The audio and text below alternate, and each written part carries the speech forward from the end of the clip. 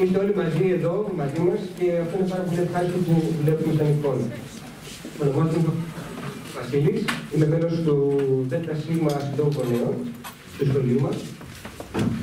Απόψε έχω το καθήκον να συντονίσω την εκδήλωση. Αφορά την παρουσίαση του έργου του φοιτητικού έργου του κ. Πάσχου Θάνου, λόγω καθηγητή του σχολείου μας. Θα δώσω ευθύς το λόγο στην κυρία Πανταζέλου Ελένη για ένα χαιρετισμό καλωσόρισμα από το Σύλλογο Γονέων. Είναι η πρόεδρος του Συλλόγου.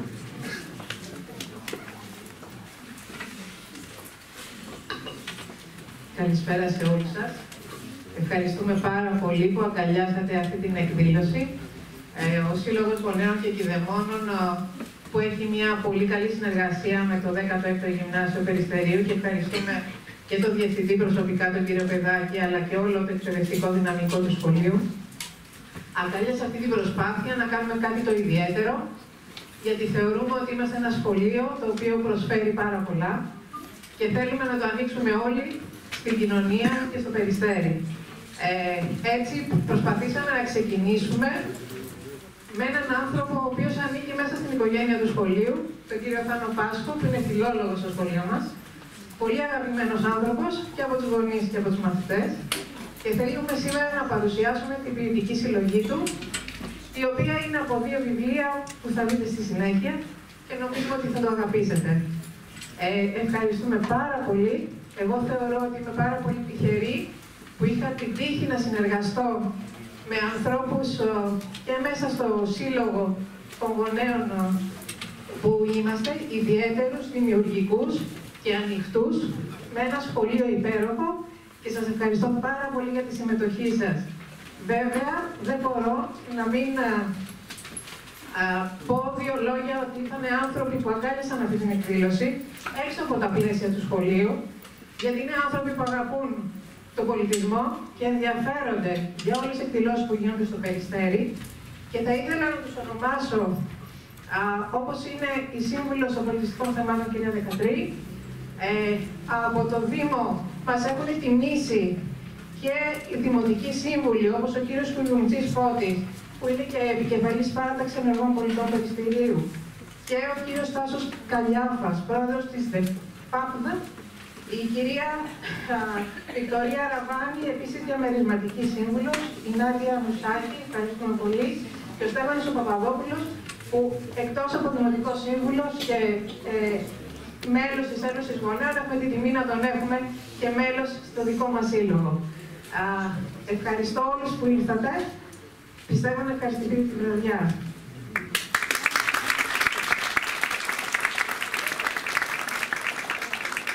Η κυρία Ευρωσύνη Σπεντζάρη, υποθητήρια του γυμνασίου μας, θα χαιρετήσει την ιστορία μας. Καλησπέρα και από μένα. Σας καλωσορίζουμε όλους, κυρίες και κύριοι, στον χώρο του σχολείου μας, μαζί με τα παιδιά, νεαρούς κυρίους και νεαρές κυρίες.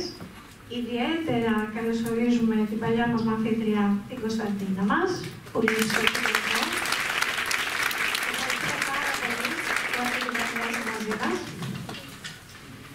Και τελικά, από ό,τι βλέπω, δεν μοιάζει τόσο παράτερο να μιλήσουμε για ποίηση σήμερα. Εξάλλου η παρουσία σας εδώ αυτό αποδεικνύει.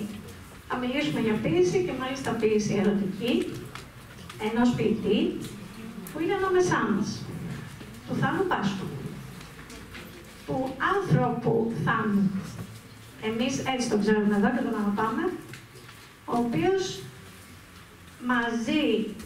μας παίρνει μαζί του με τους στίχους του κάθε φορά, που ζει ονειρευόμενος ένα φως. Παρόλο που το φως των ημερών μας μπορεί να είναι οδυνηρό, μπορεί να είναι πικρό, οι μέρες μπορεί να είναι δύσκολες, αλλά ο Θάνος ονειρεύεται με αυτό το φως. Αγαπάει με αυτό το φως, ελπίζει με αυτό το φως για ένα καλύτερο μέλλον. Και μας παίρνει όλους μαζί του σε αυτό το ταξίδι, με στίχους που γλυκαίνουν την ψυχή μας. Και όσο για μένα, ευχαριστώ τη ζωή, τα κατάφερα έτσι που οι δρόμοι μας συναντήθηκαν. Φίλε Θάνο.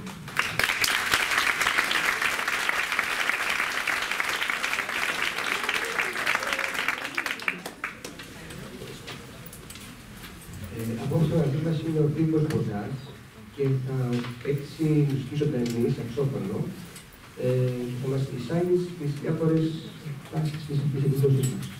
Ευχαριστούμε πολύ, Τίμο.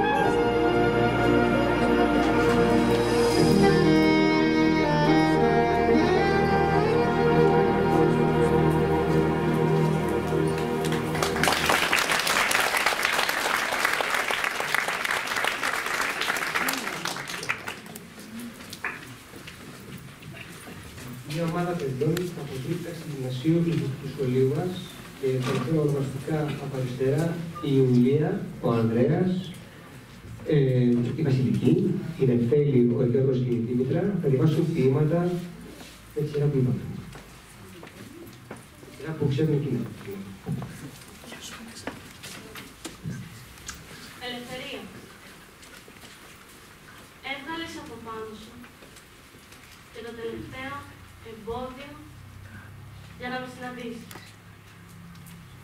Πέταξες μακριά την τελευταία σκέψη που σε έκρυβε μισοβυθισμένη στο σκοτάδι. Απέμεινε το φως της όπλας, υποταγμένο στα κρυφά κίνητρα να ντύσει το δέρμα σου. Το προσωρινό παλιό δωμάτιο πλημμύρισε με την παρουσία σου και η λησμονημένη πόλη φωταγωγεί. Να ζήσουν. Αυτό μας μένει. Να ζήσουν. Να διάσουμε τον ήλιο να φωτίζει πιότερα. Να κολυμπήσουμε στο φωτόνερο της Ελλήνης. Να μιλήσουμε στη θάλασσα. Δεν υπάρχει χρόνος. Κάθε μέρα χάνεται ένα κομμάτι κορμί. Και η καρδιά ζητιάνα ελεημοσύνη γυρεύει. Να ζήσουμε. Να μαζέψουμε όλους τους φίλους που δεν περισσεύουν. Και δεν θα είμαστε στο τέλος φτωχοί περιστές των ασφόδελων της νύχτας.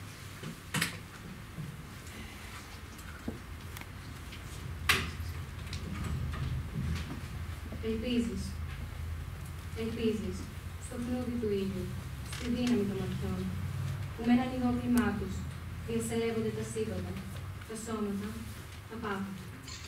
Ποτίζει με το στόμα τη ρίζα μας. Κόβεις με τις λέξεις, την ημέρα σε ώρες, ζώνες που δένουν το αίμα με το δέρμα. Σε θηλυκώνεις το καρφί από το σίδερο, για να καρφιτσώσεις το αδύνατο όνειρο με το φως. Ελπίζεις. Πρελούδιο. Η κοινοκτημοσύνη της θάλασσας έχει νότα αισιοδοξίας. Στο αλατομείο της νύχτας εκρήξεις, κομμάτια χρόνου εκτινάζονται, ενώ στη γυάλα της Ελλήνης εκδικάζονται τα όνειρα. Η ώρα είναι μια πόρτα ανοιχτή. Δεν ξέρεις ποιον θα συναντήσεις, ποιος θα φύγει. Ξαπλωμένη με τα μαλλιά, φύκια μύρια στη θάλασσα τη σκέψη, περιμένει την Ανάσταση. Και αυτό είναι πρελούδιο της Αθανασίας. Στο βάθος του αιώνα. Κάναμε όνειρα, πιο λευκά από ό,τι άτυχε η νύχτα, πιο μεγάλα από ό,τι ο ουρανός χωρούσε.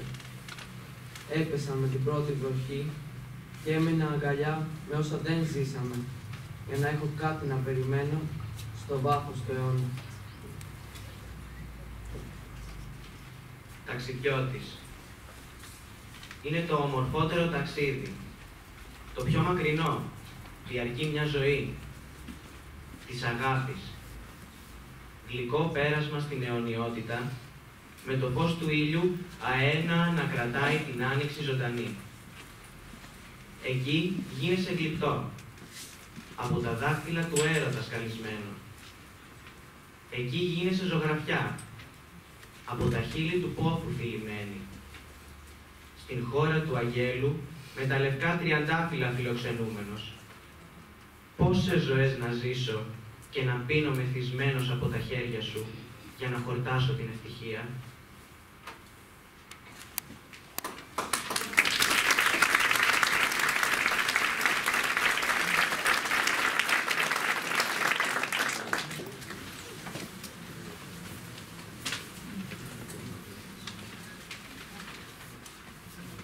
Ο κύριος Γεωργός Δημητρής, τυπηλόγραφος του σχολείου μας, θα διαβάσει, θα μιλήσει για την ελπίση στη ζωή μας.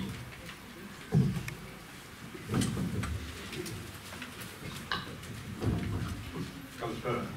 Ακούγομαι. Όταν στον ελάχιστο βαθμό ποιητικός, αγάπησα στο μέγιστο βαθμό την ποίηση. Γι' αυτό φαίνεται ο φίλος μου ο Θάνος με επέλεξε στους εισηγητές της σημερινής εκδήλωσης για τις δύο προς το παρόν ποιητικές του συλλογές και μου έκανε την τιμή να αναπτύξω, να συγγραφήσω μάλλον το πρώτο θέμα. Η ποίηση στη ζωή μας λοιπόν, σήμερα, έχει λόγο ύπαρξης. Ας αντιστρέψουμε με μια σοφιστική κίνηση το ερώτημα για να αποφύγουμε ακαδημαϊσμούς και βατιστόχας συναντήσεις. Η ζωή μας, χωρίς την ποίηση, σήμερα και πάντα, έχει λόγο ύπαρξης. μεστόδητα και ουσία. Δεν είναι σημερινό το ερώτημα. Είναι παντοτινό. Η απάντηση όμως είναι παλιά, πολύ παλιά και μόνιμη. Ήδη από τον 4ο αιώνα, ο Πλάτωνας έληξε άπαξ και διαπαντός το υποτιθέμενο δίλημμα. Χωρίς την ποίηση, γράφει, ο βίος μας δεν θα ήταν βιώσιμος. Η ζωή δεν θα ήταν υποφερτή και θα γινόταν ως μία ξένη φορτική, όπως συμπληρώνει ο Καβάδας. Μα σήμερα, την εποχή της τεχνολογικής επανάστασης, του υλικού ευλαιμονισμού, του πλήρους αληθωρισμού των αξιών, ακριβώς για όλα αυτά. Ας το ομολογήσουμε. Είμαστε λίγο αρχοντοκοριά του εσωτερικού μας πολιτισμού.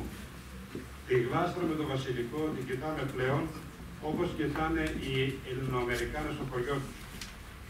Ο τεχνικός πολιτισμός μας οδήγησε στην ευμάρεια, όχι στην ευτυχία. Γιατί με τις ξόβαργες πιάνεις πάντα τα πουλιά, ποτέ όμως το κελάι της μάτους. Πώς είναι οι άνθρωποι χωρίς την ποίηση? Αναρωτιέται ο παρηγόρητος παρηγορητής του κόσμου, ποιητής Γιάννης Ρίτσος. Και γράφει αυτό το στίχο στις μαρτυρίες του, μετά την εφιαλτική του παραμονή στη Μακρόνισσο. Η ποίηση ήταν λοιπόν το στήριγμα που κράτησε όρια του ποιητή. Η ποίηση ήταν αυτή που του έδωσε τη δύναμη να αντέξει, να διατηρήσει την αξιοπρέπειά του. Αφού έτσι κι αλλιώς, η ποίηση είναι το άλλο πρόσωπο της περηφάνειας. Να γιατί γράφω, συμπληρώνω Ελίτης. Γιατί η ποίηση αρχίζει από εκεί που την τελευταία λέξη δεν την έχει ο θάνατος. Έχει δίκιο. Υπάρχουν φορές που η ποίηση είναι πιο απαραίτητη από το ψωμί. Το γεγονός ότι εμείς δεν το αντιλαμβανόμαστε δεν σημαίνει ότι αυτό δεν υπάρχει. Η ποίηση είναι σαν το αίμα στις φλέβες μας. Δεν τη βλέπεις. Τη νιώθεις μόνο όταν πιάσεις το σφιγμό της. Και αυτή είναι η αίσθηση που συνοδεύει τον άνθρωπο κάθε μέρα σε όλες τις στιγμές. Αποτελεί και αυτόν το μοναδικό καταφύγιό του. Μερικά ενδεικτικά παραδείγματα. Το Μάιο του 1936, σε μια μοναδική ποιητική έξαρση, ο Ρίτσος μέσα σε 2 μόλις μέρες θα γράψει ένα επιτάφιο, ο οποίος θα τυπωθεί και θα κυκλοφορήσει σε 10.000 αντίτυπα. Αριθμό πρωτόγνωρο και για εκείνη την εποχή, αλλά και για σήμερα. Όταν τον Αύγουστο, λίγους μήνες μετά, θα επιβληθεί η δικτατορία, ο Μεταξάς θα συγκεντρώσει και θα κάψει στους στήλους του Ολυμπίου Διός όλα τα έργα του Ρίτσου. Θα βρει όμως μόλις 500 απόλυτα αντίτυπα από τον επιτάφιο. Πιστεύετε ότι οι 9.500 αγοραστές του επιταφείου ήταν μύστες της ποίησης? Η μεγαλύτερη αντιγερμανική διαδήλωση στα χρόνια της κατοχής έγινε στην κηδεία του Κωστή Παλαμά. Πιστεύετε ότι όσοι ακολούθησαν τη σωρό του ήταν γνώστες του έργου του? Το ίδιο θα γίνει άπλωση και στην κηδεία του Σεφέρη το 1971. Ήταν όλοι οι Αθηναίες εποχής μέτοχοι της γενιάς του 30. Το 1964, ο Μίκης Θεοδωράκης εξωθεί το διευθυντή του Κολουμπία, Τάκη Λαμπρόπουλο, να υποθηκεύσει στην ουσία το μέλλον της εταιρείας, απαιτώντας την κυκλοφορία του πρώτου στην ιστορία της ελληνικής μουσικής διπλού δίσκου, του Άξιον Εσύ του Οδυσσέα Ελίτη, ενός δίσκου που μονοπόλησε την πρωτιά των πωλήσεων. Πιστεύετε ότι ο λόγος του Ελίτη δεν έπαιξε ρόλο? Να θυμίσω απλά πως οι νότες δεν τραγουδίζονται, παίζονται. Είναι τυχαίο ότι η ρωμιοσύνη του Ρίτσου συνόδευε αποκλειστικά την εξέγερση του Πολυτεχνείου τον Νοέμβριο του 1983. Είναι τυχαίο ότι τα 2 Νόμπελ της χώρας αφορούν την ποίηση. Να αναφέρω απλά ότι την είδηση της βράβευσης του Ελίτη που την ανακοίνωσε ο Μανάβης της πλατείας Εξαρχείων στο καφενείο της γειτονιάς, όπου πανηγύριζαν όλοι σαν μικρά παιδιά. Πιστεύετε ότι όλοι αυτοί είχαν να διαβάσουν Ελίτη? Ο κόσμος από ένστικτο ξεχωρίζει και αγκαλιάζει τους ποιητές. Τους αναγνωρίζει αυτό που ο ΣΕ λέει, αριστοτεχνικά αναφέρει, ότι οι ποιητές είναι οι ηθικοί νομοθέτες του κόσμου. Είναι αυτοί που ορίζουν τα μέτρα μέσα στα οποία οφείλουν να κινούνται οι άνθρωποι για να τιμήσουν την ιδιότητά τους. Τους αναγνωρίζει και τους καταξιώνει γιατί η ποίηση που από τη φύση της δεν αρκείται ποτέ στη μία όψη των πραγμάτων, έφτασε να είναι η μόνη επικίνδυνη για τους κρατούντες. Γιατί μπορεί να έχει δίκιο ο Τίτος Πατρίκιος